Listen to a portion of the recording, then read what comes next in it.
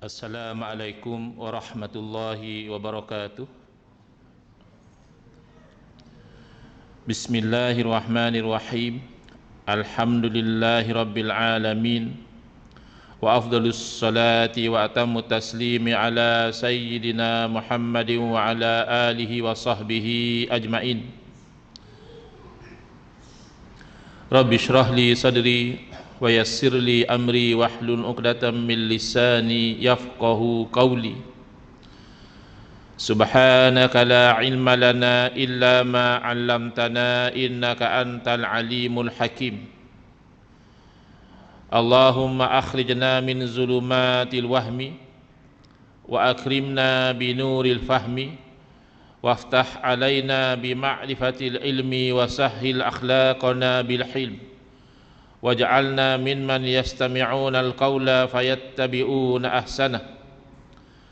Allahumma ati nufusana taqwaha wa zakkiha anta khairu man zakkaha anta waliyuha wa maulaha.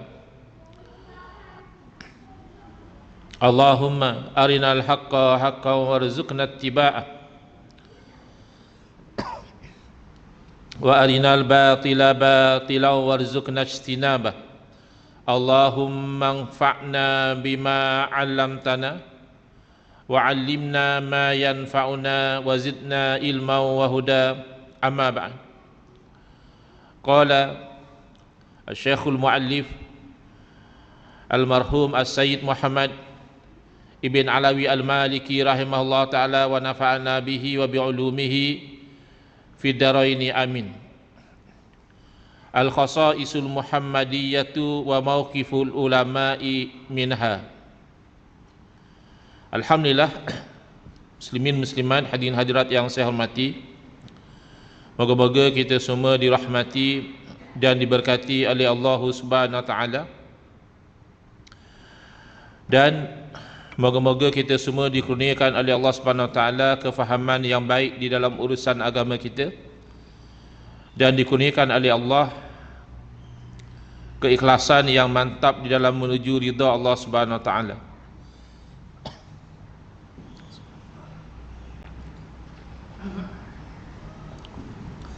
Alhamdulillah, insya-Allah pada malam ini kita akan menyambung pengajian kuliah Maghrib bulanan hari Sabtu yang pertama, anjuran Masjid Al-Ikhlas, section 13 Shah Alam, menggunakan kitab Mafahimu Yajibu an Tusahhah, kefahaman-kefahaman yang wajib diperbetulkan, hasil tangan Almarhum As-Sayyid Muhammad Ibn Alawi Al-Maliki rahimahullah ta'ala.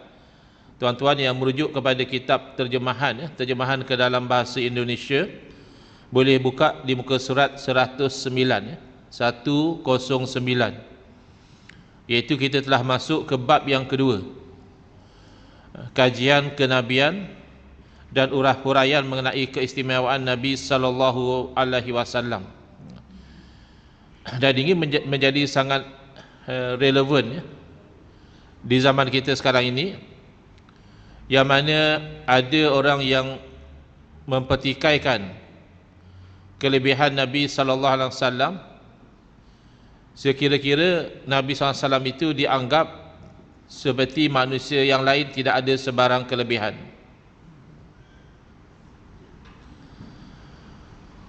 Jadi kita patah ke atas, walaupun kita telah baca pada kuliah yang lalu, supaya ada kesinambungan.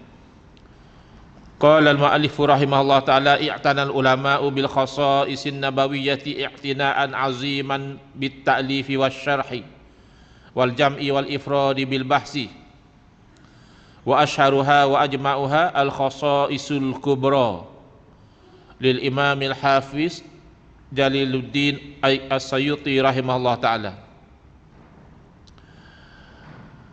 Para ulama telah mengambil cakna, telah memberi perhatian yang besar membincangkan tentang keistimewaan perkara-perkara yang khusus untuk Nabi Muhammad sallallahu alaihi wasallam, dan tumpuan mereka ini dalam bentuk karangan dan juga syarahan, dan mengumpulkan dan bahkan menfokuskan kajian itu hanya pada tajuk ini.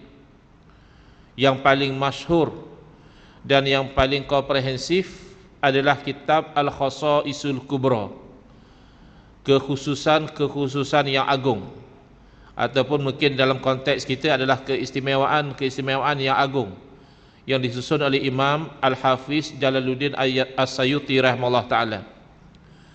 Wa hadhil khasaisul katsiratun jidda, dan kelebihan keistimewaan Nabi SAW ini banyak sekali.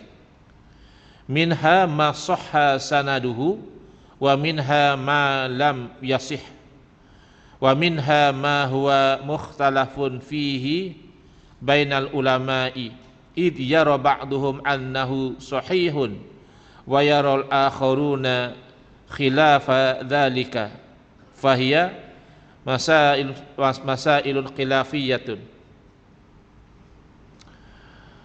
Jadi kelebihan-kelebihan Nabi SAW yang banyak ini, ada sebahagiannya itu dari segi sanad periwayatannya itu adalah sahih, dan ada sebahagian riwayat yang menceritakan tentang kelebihan Nabi SAW itu sanadnya tidak sahih, dan ada sebahagiannya itu yang khilaf di kalangan para ulama, iaitu sebahagian menilai riwayat itu sebagai sahih, sementara sebahagian ulama yang lain menilainya sebagai tidak sahih. Maka ia termasuk di dalam masalah yang khilaf, ya. Bukan sahaja para ulama boleh khilaf di dalam mengenal pasti hukum, ya. Kita biasa dengar mazhab Hanafi kata macam ini, mazhab Syafi'i kata macam lain. Bahkan ulama juga biasa khilaf di dalam menilai status hadis, adakah sahih ataupun tidak. Sebagian ulama kata ya sahih hadis ini, sebahagian mengatakan tidak, ya, hadis ini tidak sahih. Cuma secara umumnya di dalam menceritakan kelebihan, fadail itu jamak kepada fadilah. Fadilah itu kelebihan, fadail kelebihan-kelebihan, sama ada kelebihan beramal, iaitu riwayat menceritakan kalau siapa mengamal begini ini kelebihannya, atau kelebihan manusia, bahawa orang ini mempunyai kelebihan begini-begini, atau kelebihan tempat, atau kelebihan masa. Yang pentingnya fadail. Secara umum para ulama menerima riwayat yang dhaif, riwayat yang tidak sahih. Tidak sahih di sini bukan berarti palsu. Kalau palsu itu ditolak, kerana palsu ini hadis yang direka-reka, sebenarnya bukan hadis. Tetapi kalau dhaif, itu berarti kemungkinan ianya daripada Nabi SAW itu tidak sekuat sebagaimana hadis yang sahih. Masih ada kemungkinan ianya adalah riwayat yang benar. Jadi kalau dalam bab kelebihan, misalnya kelebihan Nabi kita Muhammad sallallahu alaihi wasallam, ramai sekali para ulama mengambil riwayat yang dhaif kerana ia hanya menceritakan kelebihan, ya. Misalnya baru-baru ini tu bulan Rabiul Awal yang lalu, JAKIM ketika mensiarkan poster tentang padamnya api yang disembah oleh orang Majusi, ya, di Farsi ketika kelahiran Nabi sallallahu alaihi wasallam, ya. Api itu sudah bernyala sekian lama, ya, katanya dalam sekitar 1000 tahun tak pernah padam. Bila lahirnya Nabi sallallahu alaihi wasallam, dengan takdir Allah api itu padam. Jadi menunjukkan kelebihan kepada Nabi Muhammad sallallahu alaihi wasallam. Lalu di ruangan komen teruk, ya, JAKIM dihentam oleh golongan-golongan tertentu, marah, kata dia JAKIM bawa riwayat yang palsu. Boleh pula JAKIM, badan yang berautoriti, siarkan hadis yang palsu, ya, dalam Facebook. Jadi ini adalah satu bentuk kegopohan dan kesempitan, ya, kerana status hadis tersebut tidak sepakat di kalangan para ulama. Memang ada beberapa yang menilai hadis itu palsu, tapi masih ramai pakar-pakar hadis yang tidak menilai hadis tersebut palsu, hanya sekadar dhaif sahaja. Bila dhaif dan bercerita tentang kelebihan, tak ada masalah, kerana ia hanya kelebihan. Sedangkan Nabi SAW seorang insan yang berkelebihan, itu tidak ada pertikaian lagi. Adakah kelebihan Nabi SAW itu termasuk ketika hari kelahiran baginda terpadamnya api? Itu tidak termasuk dalam usul akidah. Itu hanya sirah, perjalanan hidup, dan ia hanya fadail, kelebihan seorang manusia, kelebihan Nabi kita Muhammad SAW, maka tidak masalah di kalangan para ulama kalaupun hadis itu dhaif, ya. Tapi kalau sepakat palsu, ia memang tidak boleh dibawa, ya, riwayat yang palsu tersebut, melainkan untuk kita menerangkan kepalsuan, ya, riwayat tersebut.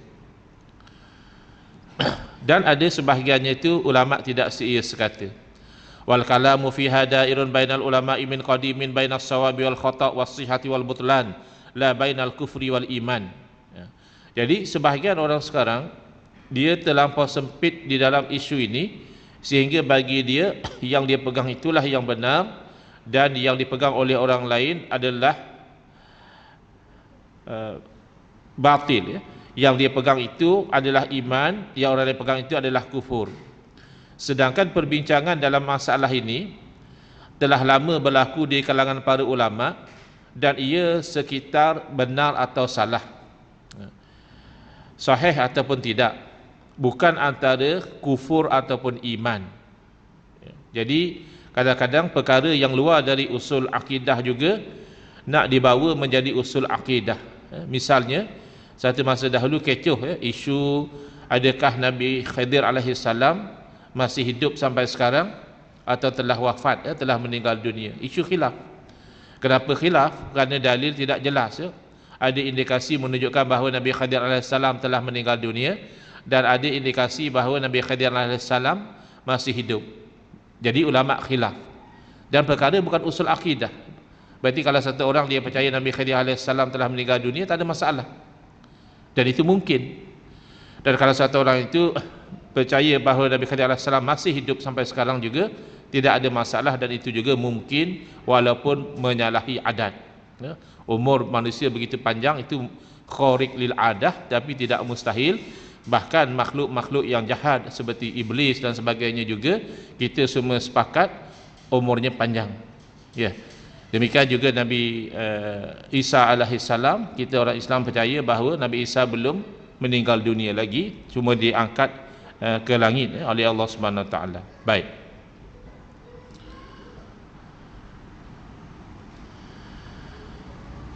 Jadi para ulama biasa mereka itu khilaf dalam banyak hadis-hadis Nabi sallallahu alaihi wasallam, dan mereka itu saling berhujah satu sama lain di dalam menilai sahih ataupun dhaif, ataupun menolak sesuatu hadis. Kerana khilaf penilaian mereka pada menilai sanadnya itu dan mengkritik perawi-perawinya. Kita ambil contoh mudah lah.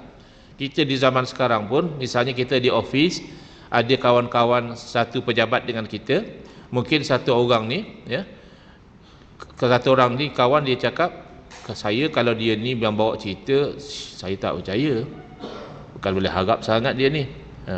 Tapi ada orang lain cakap, sejak saya berkawan dengan dia, okey je, tak ada pula saya nampak dia cakap bohong ke apa. Orang yang sama, tapi dinilai oleh orang yang berbeza dengan penilaian yang berbeza. Begitu juga ketika para ulama menilai perawi hadis, ada yang mengatakan perawi ini okey, boleh dipercayai, ada yang mengatakan tidak. Ada yang mengatakan perawi ini kuat ingatannya, ada yang menilai perawi ini pelupa. Ini boleh berlaku, dan ini memberi kesan kepada penilaian hadis. Maka ada yang menilai hadis itu sahih padahal dinilai dhaif oleh ulama yang lain, atau yang mendhaifkan hadis yang dinilai sahih oleh ulama yang lain. Ini biasa berlaku. Kadang-kadang di zaman kita ni, kita macam maklumlah, kadang-kadang baru terdedah kepada masalah ini. Bila diberitahu hadis ini dhaif, terus kita sangkakan dah tidak ada lagi khilaf. Lalu kita memandang orang yang membaca hadis itu sebagai orang yang melakukan kesalahan. Hatta hadis palsu juga kadang-kadang khilaf, ya. Setengah ulama menilai palsu, sebagian yang lain tidak menilai hadis itu palsu. Jadi ini perlu diambil perhatian. Atau ada yang menetapkan hadis yang ditolak oleh yang lain, dan ada yang menolak hadis yang sabit di sisi ulama yang lain, tapi masing-masing ada hujjah, atau ada tafsiran mereka, atau ada yang dipanggil syubhatu dalil. Maknanya pada pandangan dia, dia lihat itu sebagai dalil, padahal kalau dinilai oleh orang lain itu sebenarnya bukan dalil.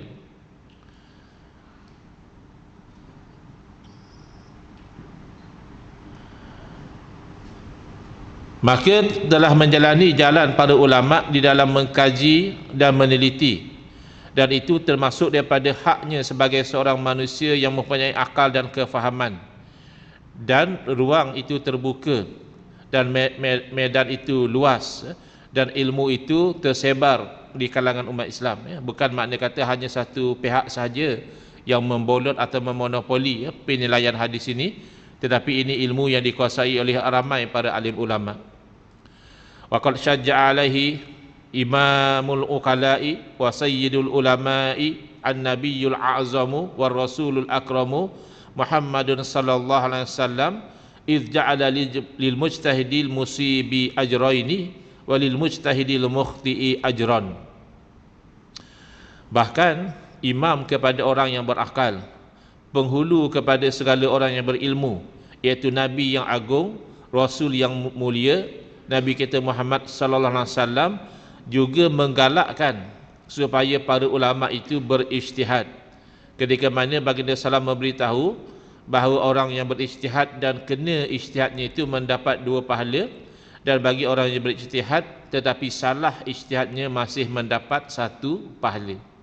Berarti ada galakan kepada para ulama untuk mereka itu masing-masing mengkaji dan menilai.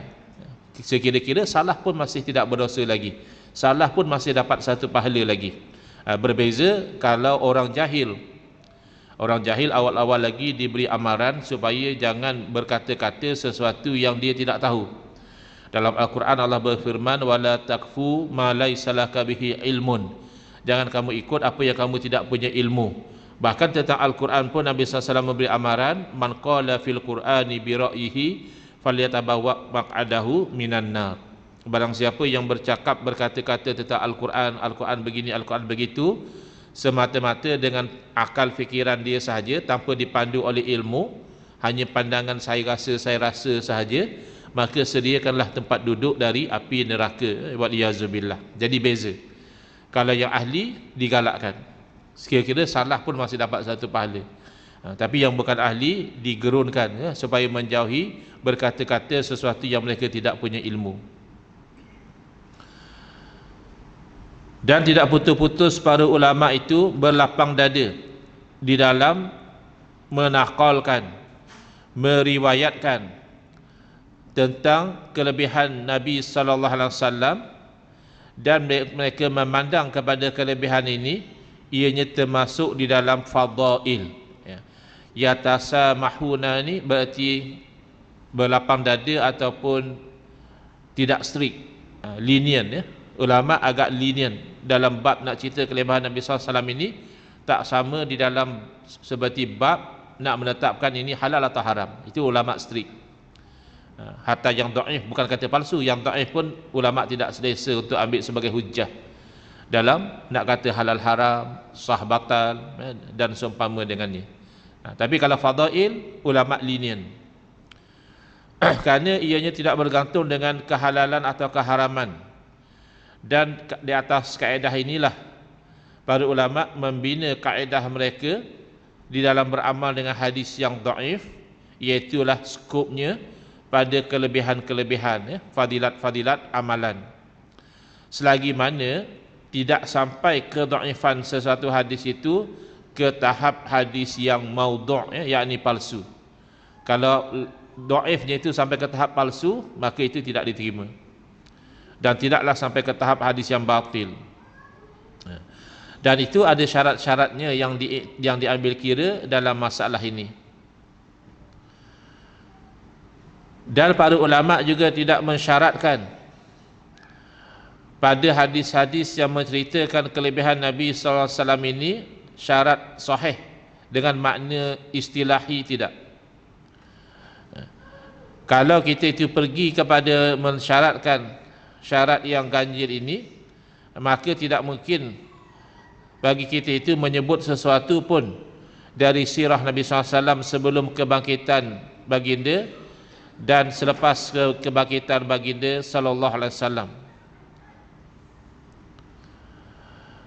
Dalam masa yang sama, kamu akan dapati bahawa kitab-kitab hufaz, hufaz di sini bukan makna yang hafal Al-Quran, hufaz di sini merujuk kepada hufaz hadis, yang menghafal puluhan ribu atau ratusan ribu hadis di dalam dada mereka, yang mana mereka ini menjadi sandaran dalam bab ilmu hadis, dan karangan mereka juga menjadi rujukan. Dan daripada ilmu mereka lah kita mendapat tahu apa yang boleh dan tidak boleh disebut daripada hadis yang dhaif.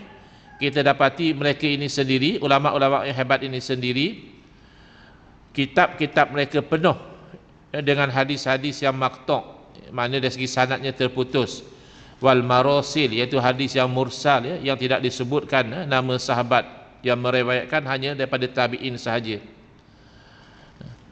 dan sebagainya, kerana ianya hanya berkaitan tentang kelebihan Rasulullah sallallahu alaihi wasallam, kerana ia termasuk di dalam perkara yang harus disebutkan dalam isu ini.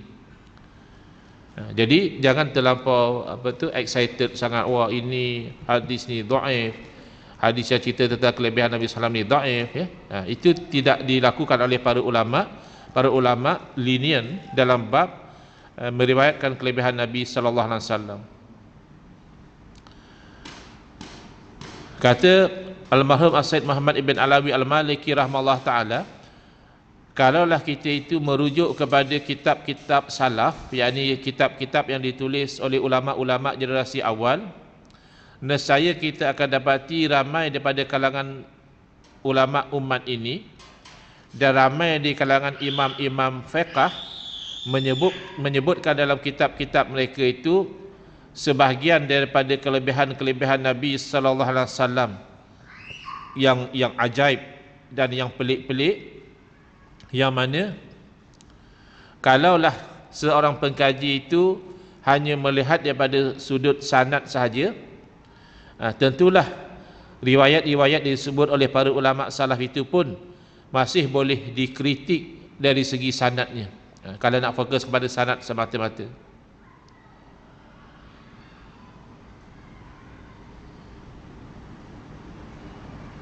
Jadi hakikat ini adalah kerana berpegang kepada apa yang sudah sedia masyhur di kalangan para ulama di dalam kaedah-kaedah dan juga usul-usul yang diterima dalam masalah ini.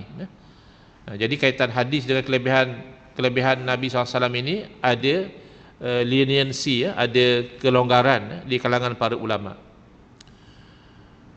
Qala Asy-Syekhul Mu'allif rahimahullah taala, Ibn Taimiyah wal Khasa'isun Nabawiyah. Amma Syekh Ibn Taimiyah wa huwa ma'rufun bi tashaddudihi, faqad nuqila fi kutubihi ba'dul aqwali fi hadzal mawdu' allati lam yasih sanaduha wastashhada biha fi katsirin minal masail wa'tabaraha mu'tamadatun fi bayani aw ta'yidi ma yufassiruhu minal hadithi. Wa min dzalika ala sabilil mithal qauluhu fil fatawal kubra. Adapun Syekh Ibn Taimiyah yang menjadi idola kepada golongan yang kadang-kadang begitu strict dalam bab kelebihan Nabi SAW ini, menolak hadis-hadis yang dhaif, yang sekadar menceritakan kelebihan Nabi sallallahu alaihi wasallam.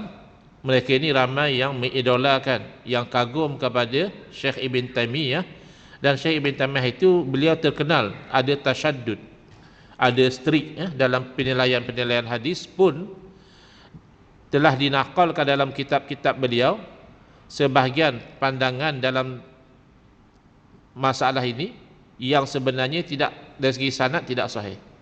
Mana Imam Ibn Taimiyah sendiri kalau dalam bab kelebihan-kelebihan Nabi ini membawa riwayat yang tidak sahih, bahkan wastashhada, maknanya menjadikan riwayat yang tidak sahih itu sebagai bukti dalam banyak masalah dan menganggapnya sebagai mu'tamadah, yang maknanya dijadikan sebagai sandaran untuk menerangkan atau menyokong apa yang beliau tafsirkan daripada hadis. Misalnya apa yang beliau sebutkan, Imam Ibn Taimiyah sebutkan dalam Al-Fatawa Al-Kubra, kata beliau, Qad ruwiya anna Allah kataba ismahu ayyin nabiyya sallallahu alaihi wasallam alal arsy wa ala ma fil jannati minal abwabi wal qubabi wal awraqi wa ruwiya fi dzalika iddata atharin tuwafiqu hadhihi al ahadits ats-tsabitah allati tubayyinu at-tanwiha bismihi wa ila zikrihi sallallahu alaihi wasallam hina izin. Kata Imam Ibn Taimiyah, telah diriwayatkan bahawa Allah Subhanahu Wa Taala menuliskan nama baginda sallallahu alaihi wasallam di atas arasy dan juga di syurga, dan di pintu-pintunya, di tiang-tiang, dan juga di helayan-helayannya. Dan diriwayat pada masalah tersebut beberapa asar yang sesuai dengan hadis-hadis yang sabit yang menerangkan betapa nama Nabi SAW itu tercatat di tempat-tempat yang mulia pada ketika itu. Wa qad taqaddama lafzul hadits allazi fil musnad an maisaratil fajri lama qila lahu mata kunta nabiyyan qala wa adamu bainar ruhi wal jasad. Jadi telah lalu, kata Imam Ibn Taimiyah, hadis dalam musnad daripada Maisarah Al-Fajri, apabila ditanya kepada Nabi SAW, bilakah baginda itu menjadi Nabi, maka dijawab oleh Nabi SAW, pada ketika Adam masih lagi antara ruh dan jasad. Mana Nabi SAW telah menjadi Nabi. Ya, ini kelebihan. Waqad rawahu Abul Husain ibn Bushran min tariqi Syekh Abil Farji ibn al-Juzi fil wafa bi fadailil Mustafa sallallahu alaihi wasallam.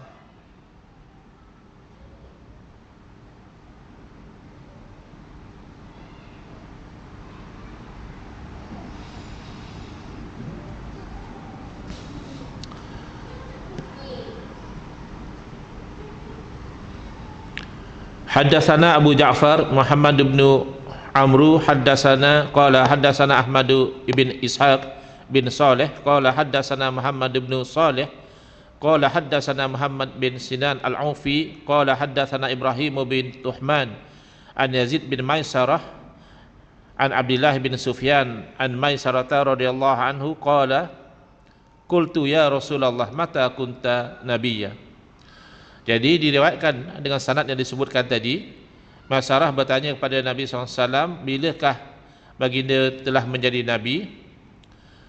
Qala, Nabi SAW menjawab, lama khalaqallahu al-arda wastawa ila as-sama'i fasawwahunna sab'a samawatin walau khalaqal arsya kataba ala saqil arsy Muhammadur Rasulullah khatamul anbiya. Apabila Allah Ta'ala telah menciptakan bumi dan kemudian menciptakan langit dan menyempurnakan 7 langit dan menciptakan arasy, maka ditulis di atas tiang arasy itu Muhammad Rasulullah, khatam, penutup kepada para nabi. Wa khalaqallahu al-jannata allati askanaha Adam wa Hawa. Lalu Allah Ta'ala menciptakan syurga yang disitulah Allah Ta'ala menempatkan Nabi Adam dan Hawa. Fakata basmi alal abwabi wal awraqi wal kubabi wal khiyam wa Adam baina ruhi wal jasad. Dan dituliskan namaku pada pintu-pintu, helayan-helayan daunnya, tiang-tiang dan juga khemah-khemahnya, padahal Adam pada masa itu masih antara ruh dan jasad. Falamma ahyahu Allah Ta'ala nazara ilal arsy fara'asmi fa akhbarallahu annahu sayyidu waladika falamma gharrahuma syaitanu taba wastashfa'a bismi ilaihi. Jadi ada orang sensitif bab tawasul dengan Nabi SAW dengan alasan Nabi SAW telah wafat, telah meninggal dunia. Ini kisah kelebihan Nabi SAW. Nabi SAW menceritakan dalam riwayat ini, apabila Allah Ta'ala menghidupkan Nabi Adam AS, Nabi Adam melihat ke arah arasy dan melihat nama Nabi Muhammad SAW tertulis di arasy. Lalu Allah Ta'ala memberitahu kepada Nabi Adam AS bahawa yang tertulis namanya itu adalah penghulu kepada anak cucu kamu, penghulu pada anak Adam. Lalu apabila syaitan memperdayakan Nabi Adam dan Hawa, lalu mereka berdua memohon ampun kepada Allah Ta'ala dan meminta syafaah dengan nama Nabi Muhammad SAW. Berarti Nabi Adam AS bertawassul dengan Nabi Muhammad SAW. Jadi Ibn Taymiyah tidak ada masalah dengan riwayat ini. Ibn Taymiyah wal karamat. Bagaimana pula pendirian Al-Imam Ibn Taymiyah tentang karamah? Sekarang orang macam kalau dengar benda-benda pelik, dia perli. Dia anggap dia macam cerita kartun, cerita dongeng, Power Rangers, Dragon Ball, macam-macam lah istilah-istilah orang Islam sekarang. Padahal karamat ini ijma' di kalangan ahli sunnah wal jamaah adalah perkara yang mencari adah yang berlaku kepada awliyaullah, kepada wali-wali Allah. Perkara-perkara yang istimewa dan karamat, mereka kedua-duanya adalah daripada jenis yang sama, iaitu daripada sudut hukumnya dan menakalkannya, dan tidak syadid. Tidak kata oh ini riwayat ni tak sahih, tidak sampai begitu, kerana hanya menceritakan kelebihan. Sebagaimana kita itu syadid di dalam menakalkan hukum halal dan haram, iaitu ulama syadid, strict. Kerana cerita tentang kelebihan dan karamat ini semuanya sekitar antara manaqib dan fadail. Maknanya cerita tentang riwayat hidup seseorang dan kelebihan-kelebihan seseorang. Jadi tidak strict dalam meriwayatkannya. Wa min huna kana mauqifu Syekhul Islam Ibn Taymiyah min karamatil awliya nafs mauqimuhu min khasa'isul anbiya. Ini yang saudara-saudara kita daripada aliran Ahbash tak berkenan dengan Al-Mahum Said Muhammad Alawi Al-Maliki rahimahullah ta'ala, kerana beliau menyebut Syekhul Islam Ibn Taymiyah. Jadi walaupun beliau mengkritik beberapa fatwa Ibn Taymiyah, tapi beliau masih menyebut dengan hormat. Syekhul Islam ni gelaran yang hormat. Sedangkan saudara-saudara kita di kalangan Ahbash sudah tidak hormat lagi pada Ibn Taymiyah. Jadi kita tidak begitu. Kita menolak fatwa-fatwa Imam Ibn Taymiyah yang bercanggah dengan kesepakatan para ulama, tapi kita tidak sampai mengkafirkan batang tubuh beliau. Berat tu. Kalau nak sampai nak mengkafirkan tu satu benda yang serius. Jadi mereka tak berkenan lah bila almarhum Said Alawi Al-Maliki rahimahullah taala, Said Muhammad Alawi Al-Maliki rahimahullah taala menyebut Syekhul Islam ni, mereka tak berkenan. Tapi yang pentingnya poinnya adalah pendirian Al-Imam Ibn Taymiyah menerima keramat para wali sebagaimana menerima kelebihan para nabi.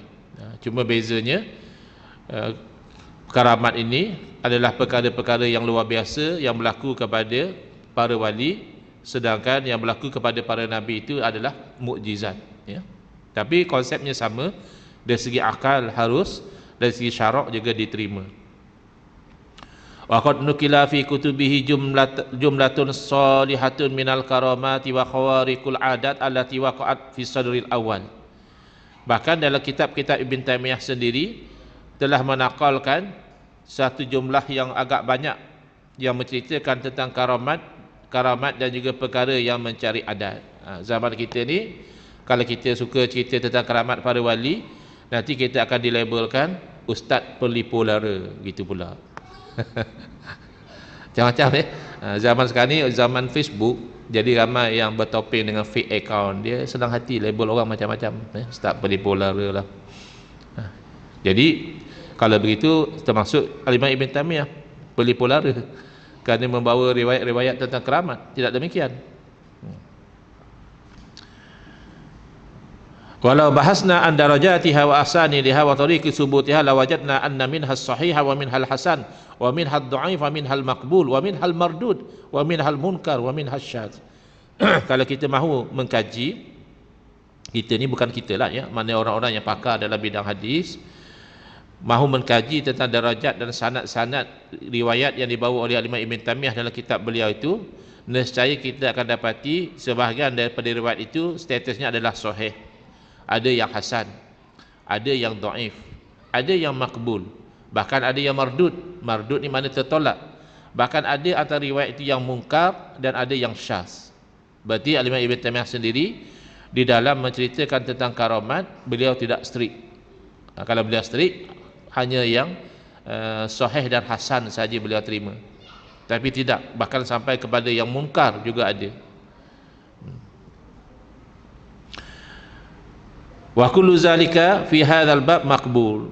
Semua itu dalam bab cerita tentang fadail itu diterima. Ya. Sedangkan kalau bab hukum hakam tidak. Hukum hakam dia setakat hasan saja. Sahih hasan diterima. Dhaif ditolak. Wa 'anil ulama mahmulun wa manqul. Wa min zalika qauluhu fi karamat li ba'di sahabati radhiyallahu anhum. Dan para ulama menanggung dan menakalkan antaranya keramat yang berlaku kepada para sahabat.